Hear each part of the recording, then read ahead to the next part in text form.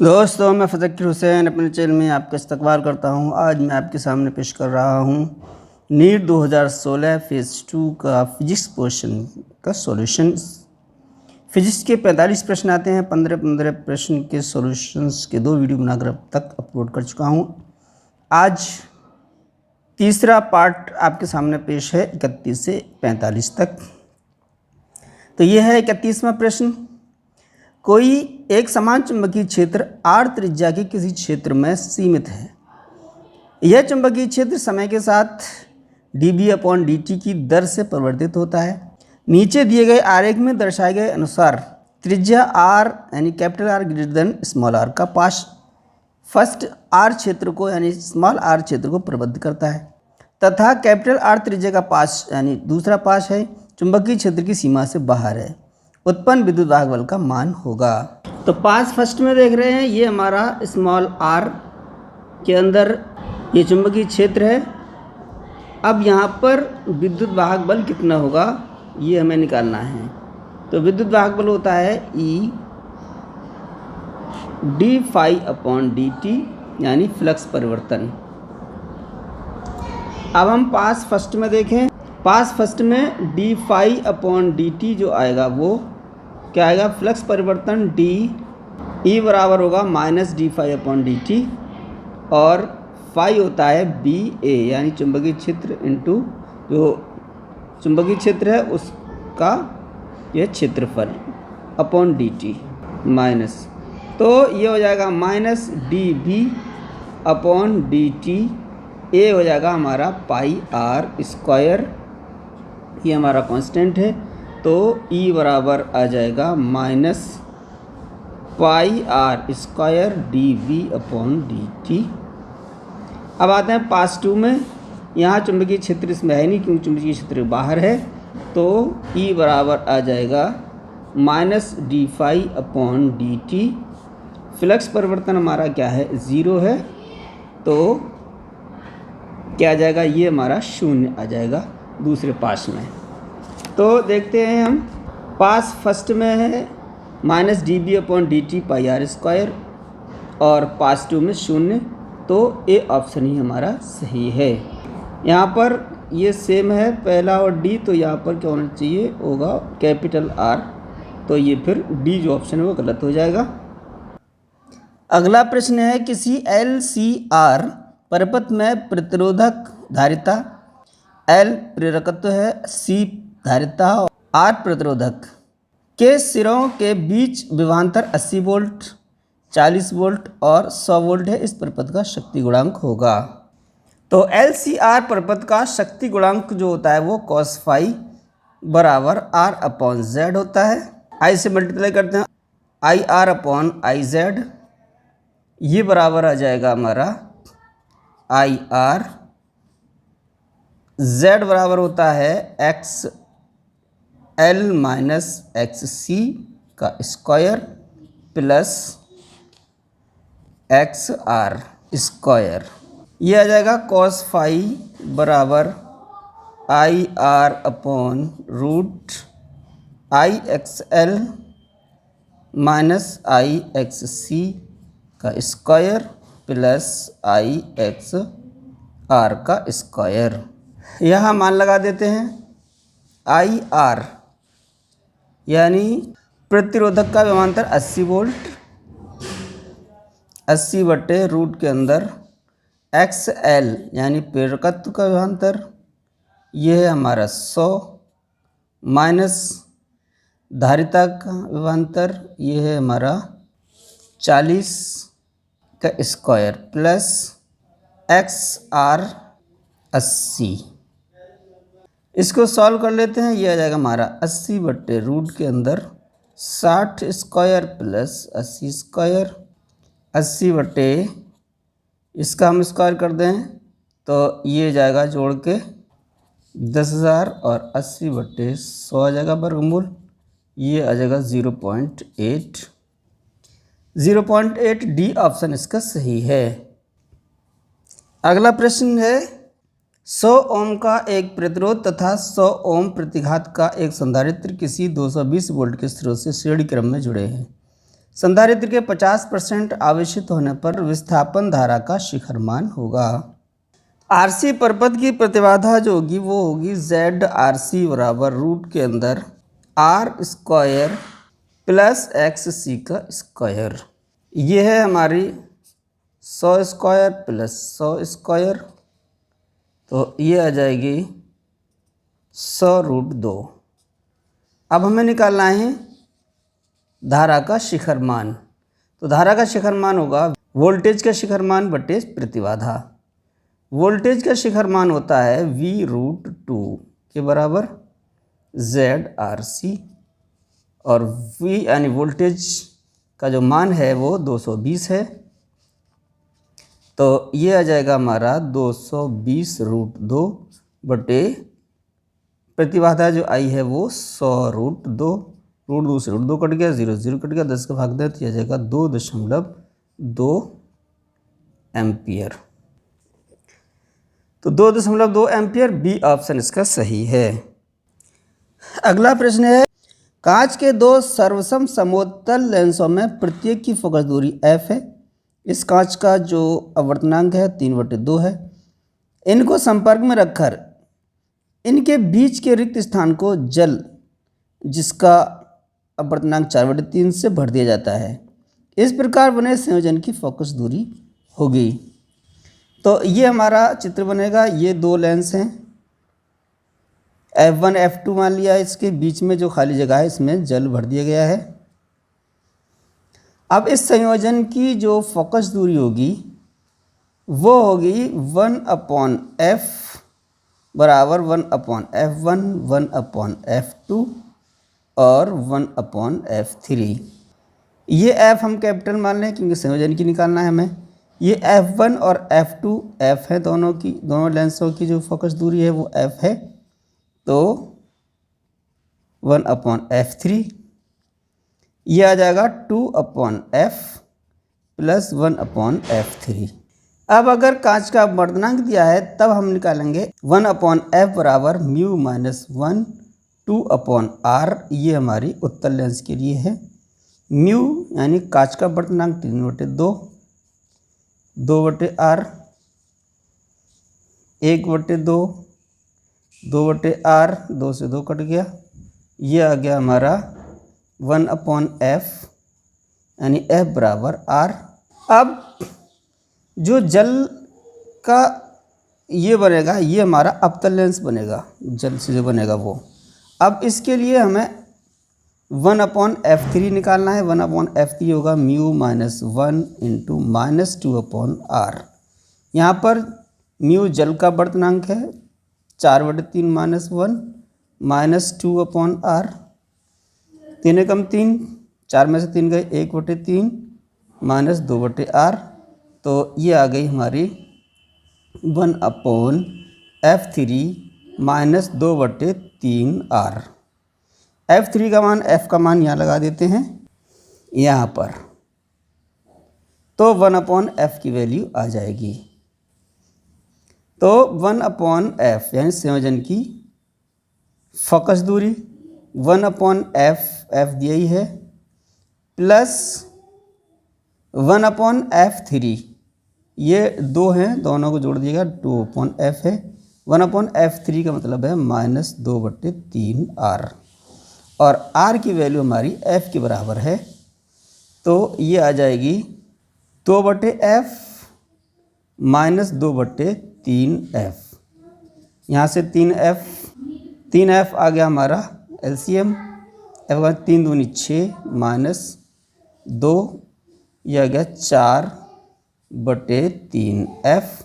इसको उल्टा कर देंगे तो ये आ जाएगी संयोजन की फोकस दूरी f बराबर 3f/4। तो ऑप्शन देख रहे हैं हम 3f/4, ये ऑप्शन हमारा सही है। अगला प्रश्न है कांच की किसी पट्टिका जिसका वर्तनांक 1.5 है के भीतर वायु का एक बुलबुला बंद है। पट्टिका के एक पृष्ठ से लगभग लंबवत देखने पर इस बुलबुले की गहराई 5 सेमी तथा विपरीत पृष्ठ से देखने पर 3 सेमी प्रतीत होती है। इसे पट्टिका की मोटाई सेमी में प्रतीत होती है। माना ये कांच की पट्टिका है जिसकी मोटाई हम t सेंटीमीटर मान लेते हैं। एक तरफ से देखने पर, लंबा देखने पर 3 सेमी लग रही है ये, और दूसरी तरफ देखने पर 5 सेंटीमीटर लग रही है। तो आभासी दूरी हमारी होती है t/μ, यानी जो हमें दूरी महसूस हो रही है वो दूरी वास्तविक दूरी बटे उस कांच का अपवर्तनांक होगा। तो ये दूरी हमारी, मान लिया इसका वास्तविक जो मोटाई है वो t है, तो t/μ बराबर, एक तरफ से देखने पर 3 सेंटीमीटर देख लीजिए और दूसरी तरफ से 5 सेंटीमीटर, तो टोटल दूरी हमारी 3 धन 5 हो गई है। तो t बराबर आ जाएगी 3 5 8 म्यू, और म्यू का मान है 1.5, 15 × 120.12 सेंटीमीटर इसकी मोटाई होगी। तो डी ऑप्शन हमारा सही है। अगला प्रश्न, प्रकाश के दो कला संबद्ध स्रोतों की तीव्रता का अनुपात n है। इनके अध्यारोपण से प्राप्त व्यतिकरण पैटर्न में अनुपात I maximum minus I minimum बटे I maximum plus I minimum का मान होगा। तो प्रकाश के दो कला संबद्ध स्रोतों की तीव्रता का अनुपात दिया है, तो तीव्रता का अनुपात I2/I1 बराबर n दिया गया है। अब हमें निकालना है I मैक्सिमम I मिनिमम का अंतर और योग का अनुपात। तो ये आ जाएगा हमारा √I2 प्लस √I1 इसका स्क्वायर, ये हमारी मैक्सिमम है, और ये अंतर जो है उसका √I1 स्क्वायर का अंतर, ये मिनिमम है, अपॉन √I2 प्लस √I1 का square plus √I2 plus minus √I1 का स्क्वायर। इसको सॉल्व करेंगे तो जो भी आंसर हमारा आएगा वो देखते हैं। √I1 को बाहर ले लिया हमने, तो ये रूट हट जाएगा, I आ जाएगा। रूट के अंदर I2/I1 प्लस 1 माइनस रूट के अंदर I2/I1 माइनस 1, ये स्क्वायर हो जाएगा। यही हमारा अपॉन में आ जाएगा, √I2/I1 प्लस 1 इसका स्क्वायर, I1 बाहर आ गया, प्लस √I1/I1 माइनस 1 का स्क्वायर। यहाँ I2/I1 ये हमारी n के बराबर है, तो ये आ जाएगा, I1 से I1 कट जाएगा, √n प्लस 1 का स्क्वायर माइनस √n माइनस 1 का स्क्वायर अपॉन √n प्लस 1 और प्लस √n माइनस 1 का स्क्वायर। इसको हम हल कर लेंगे, स्क्वायर कर देंगे, तो ये आ जाएगा हमारा 4√n अपॉन नीचे आ जाएगा n प्लस 1 2, तो 2 से कट जाएगा, ये आ गया 2√n upon n plus 1, 2√n upon n plus 1, C option हमारा सही है। अगला प्रश्न है, एक व्यक्ति अपनी आँख से केवल 50 सेमी तथा 400 सेंटीमीटर दूरी के बीच स्थित वस्तुओं को सुस्पष्ट देख सकता है। सुस्पष्ट दर्शन की अधिकतम दूरी को अनंत तक करने के लिए उस व्यक्ति को किस प्रकार के और कितनी शक्ति के संशोधक लेंस की आवश्यकता होगी। तो हमको मालूम है कि व्यक्ति हमारा जो 400 सेंटीमीटर दूरी तक स्पष्ट देख सकता है, इससे आगे वो नहीं देख सकता है। तो अब उसको कौन सा लेंस यहाँ पर लगाना पड़ेगा ताकि वो स्पष्ट देख सके अनंत तक करने के लिए।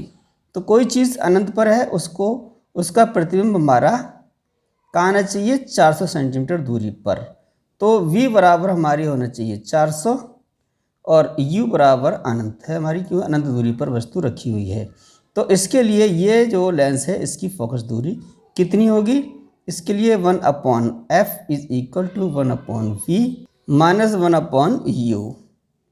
f की वैल्यू निकालना है, v हमारी कितनी होगी 400 यानी 4 मीटर, तो 4 ही रहने दें। ये वस्तु माइनस में होगी -1/∞। तो 1/f ये 0 हो गया, -1/4 यही हमारी क्या होगी, शक्ति होगी। तो यह आ जाएगी -0.25 डायोप्टर। तो ये माइनस में आ रही है इसलिए अवतल लेंस होना चाहिए। तो ये है हमारा अवतल -0.25 डायोप्टर। सी ऑप्शन इसका सही है। 0.02 सेंटीमीटर चौड़ाई के एक रेखीय द्वारक को 60 सेंटीमीटर फोकस दूरी के किसी लेंस के निकट सामने रखा गया है। द्वारक को 5 × 10⁻⁻5 सेमी तरंगदैर्घ्य के प्रकाश की समांतर किरणपुंज द्वारा लंबवत प्रकाशित किया गया है। प्राप्त विवर्तन पैटर्न के प्रथम अदीप्त बैंड की पर्दे के केंद्र से दूरी क्या होगी, ये हमें निकालना है। तो विवर्तन प्रारूप के प्रथम अदीप्त बैंड के पर्दे के केंद्र से दूरी क्या होगी, वो दी जाती है हमारी y बराबर λd/a।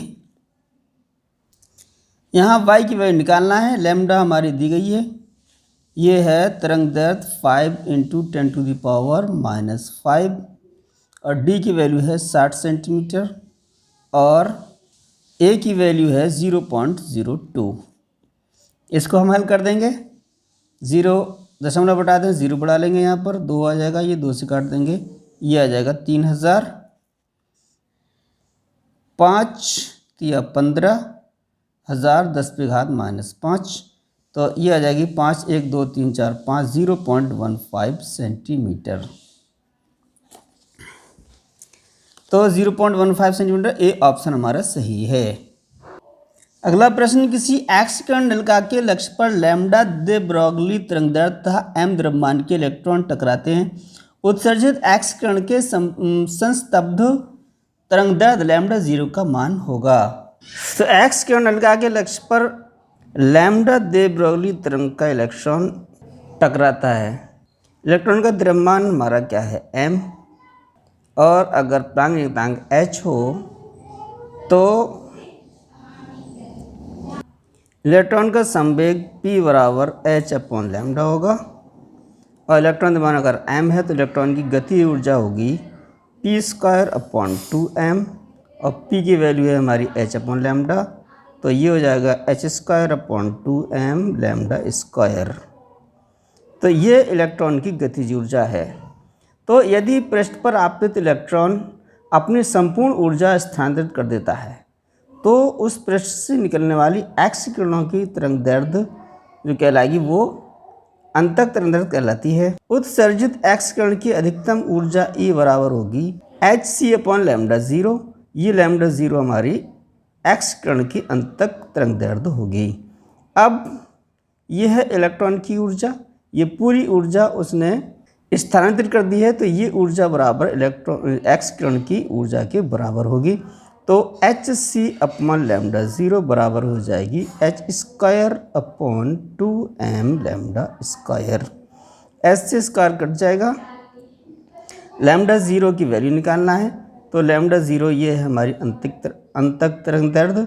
तो λ0 बराबर आ जाएगा 2m λ²c/h।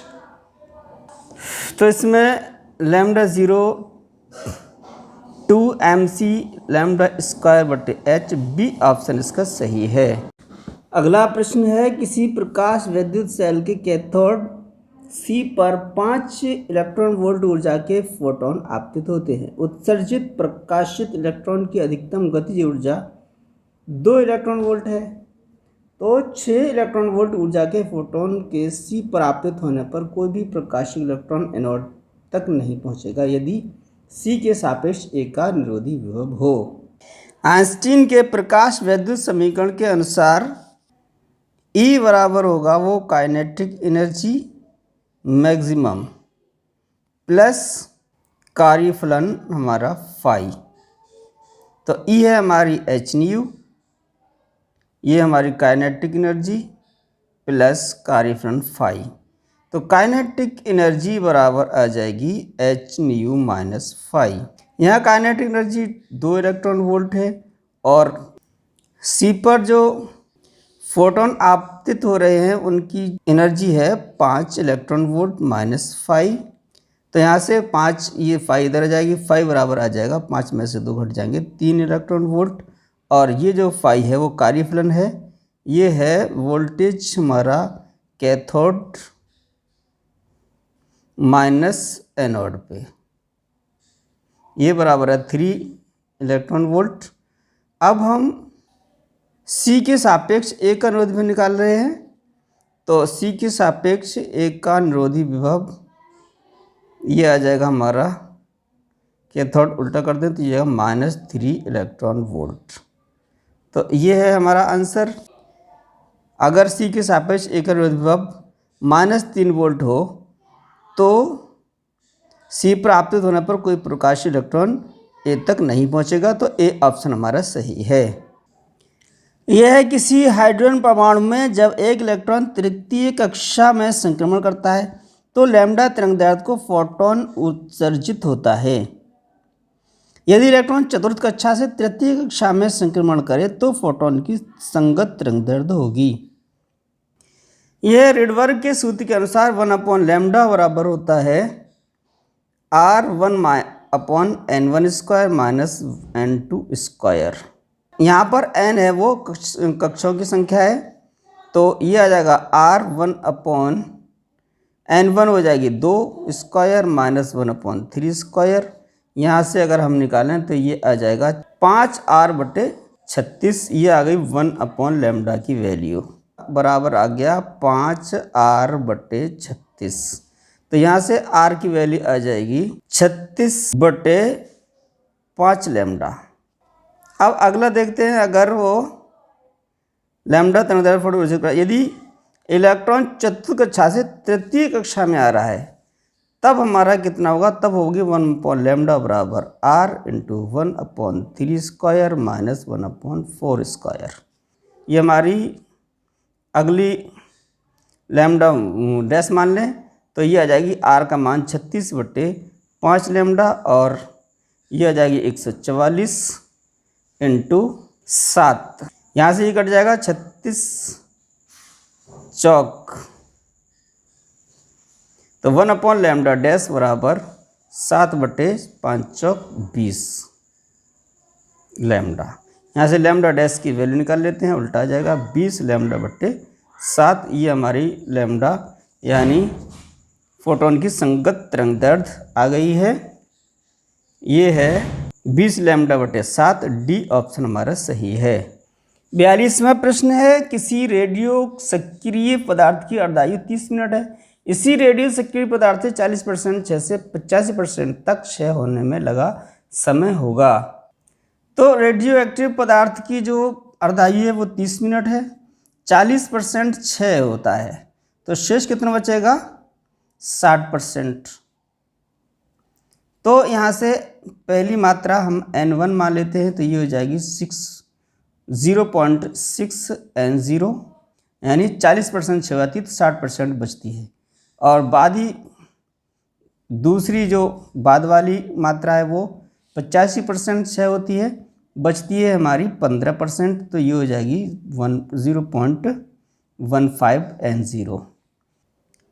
अब ये जो होता है बाद वाली मात्रा बटे पहले वाली मात्रा n2/n1, 0.15 n0 upon 0.6 n0, n0 से n0 कट जाएगा, दशमलव से दशमलव हट जाएगा, ये आ जाएगी 1/4। तो इसको हम लिख सकते हैं 1/2 का स्क्वायर। ये n2/n1 ये हमारे आ गई अर्ध आयु संख्या। तो ये अर्ध आयु की संख्या कितनी हो गई, 2। अतः 60% से 15% रहने पर 2 अर्ध आयुकाल पूरे हो चुके हैं। अतः जो समय होगा टोटल वो हो जाएगा 30 एक अर्ध आयुकाल और 2 अर्ध आयुकाल हो चुके हैं, तो 30 दूनी 60 मिनट इसमें लग जाएंगे। तो ये है हमारा 60 मिनट, ए ऑप्शन इसका सही है। किसी सीई ट्रांजिस्टर प्रवर्धन में संग्राहक प्रतिरोध 2 किलो ओम है। इसके सिरों के बीच श्रव्य संकेत यानी ऑडियो सिग्नल वोल्टता 4 वोल्ट है। यदि ट्रांजिस्टर का धारा प्रवर्धक गुणांक 100 तथा आधार प्रतिरोध 1 किलो ओम है तो निवेश के वोल्टता का मान क्या होगा। तो वोल्टता प्रवर्धन बराबर होता है ए वी बराबर beta R output upon R input. Beta है प्रवर्धक गुणांक, यहाँ से इसकी वैल्यू लगा दें 100 है। आर संग्राहक प्रतिरोध है 2 किलो ओम तो 2000 हो जाएगा ये, बटे आर इन यानी आधार का प्रतिरोध है 1 किलो ओम तो 1000 हो जाएगा ये, यहाँ से 1000 कट जाएगा, ये हो जाएगा वोल्टता प्रवर्धन ए वी बराबर 200 ओम। इसके सिरों के बीच श्रव्य संकेत का वोल्टता 4 वोल्ट है तो ये वी आउट हो जाएगा हमारा 4 वोल्ट। हमें निकालना है निवेश की वोल्टता यानी वी इन। तो ए वी यानी वोल्टता प्रवर्धन होता है V out upon V input. ये हमारा ए वी यानी वोल्टता प्रवर्धन आ गया है 200 और ये है वी आउट हमारा 4। तो निवेश की वोल्टता का मान आ जाएगा वी इनपुट 4/200। 2 से कट जाएगा 2 दूनी 4 2 कम 2, ये हो जाएगा 0.2 वोल्ट। इसको हम लिख सकते हैं 0.02 वोल्ट आया है। इसमें मिली वोल्ट में दिया गया है, इसमें 1000 का गुणा कर देंगे तो ये आ जाएगा 20 मिली वोल्ट। तो 20 मिली वोल्ट ये सी ऑप्शन इसका सही है। 44वां प्रश्न, 2 आदर्श डायोडों को परपथ से नीचे दिए आरेख में दर्शाए अनुसार जोड़ा गया है। R1 प्रतिरोध से प्रवाहित धारा का मान होगा। ये परपथ हमारा दिया है 10 वोल्ट की बैटरी है, इसमें 2 ओम का R1 प्रतिरोध है, ये R3 2 ओम और R2 जो है 3 ओम का है। यहाँ D1 डायोड है, D2 डायोड है। तो परपथ में डायोड पर जब अग्रवाइस लगाते हैं तो धारा का प्रभाव होता है। इसमें दिए गए परपथ में D1 जो है वो उत्क्रम वाइस में है तो इसमें धारा प्रवाहित नहीं होगी और D2 जो है वो अग्रवाइस में होगा, अतः इसमें धारा प्रवाहित होगी। तो धारा जो है R1 और R3 में प्रवाहित होगी। तो R1 में धारा कितनी आएगी वो हमें निकालना है। तो RI बराबर हो जाएगा V upon R1 plus R3, ये हमारे श्रेणी क्रम में जुड़े हुए हैं। तो I की वैल्यू निकालना है। V जो है हमारा 10 वोल्ट है, R1 है 2 और R3 है 2। तो ये हो जाएगा 10/4, 4 का भाग दे देंगे, 4 दूनी 8, 4 पंचे 20, तो 2.5 एम्पियर। तो ये आ जाएगी 2.5 एम्पियर। बी ऑप्शन हमारा सही है। यह है 45वां प्रश्न, फिजिक्स पोर्शन का भी लास्ट क्वेश्चन है, इस वीडियो का भी लास्ट क्वेश्चन है। देखें नीचे दिए गए परपथ में निर्गत y क्या होगा जबकि तीनों निवेश A B C प्रारंभ में 0 तथा फिर 1 है। तो ये है हमारा A B, ये दोनों मिलके P और ये C हमारा मिलके Y जो है आउटपुट बनता है। तो आउटपुट हमारा Y जो बनता है वो बनेगा Y बराबर A B और ये होगा C का इन्वर्स। तो अगर A B और तीनों ही C बराबर 0 हों तो Y बराबर हो जाएगा 0 0 और 0, ये बराबर 0, ये बराबर आ जाएगा 1। और अगर A बराबर B और C बराबर क्या हो 1 तो फिर Y बराबर आ जाएगा 1 1 1 बराबर 1, ये हो जाएगा 0। तो Y जो आउटपुट होगा वो होगा 1 0। तो यही हमारा आंसर है 1 0। तो डी ऑप्शन हमारा सही है। तो आज की वीडियो में बस इतना ही। आगे और भी हम प्रीवियस ईयर क्वेश्चन पेपर के तहत 2015 का फिजिक्स सॉल्यूशन लेकर हाजिर होंगे, केमिस्ट्री सॉल्यूशन लेकर हाजिर होंगे। हमारे वीडियो आपको पसंद हैं तो लाइक करें और जो हिंदी मीडियम से नीट की तैयारी कर रहे हैं उनको शेयर करें और अगली वीडियो का नोटिफिकेशन आप तक पहुंच जाए इसके लिए मेरे चैनल को सब्सक्राइब करें। सारे जहां से अच्छा हिंदुस्तान हमारा, हम बुलबुलें हैं इसकी ये गुलसिता हमारा।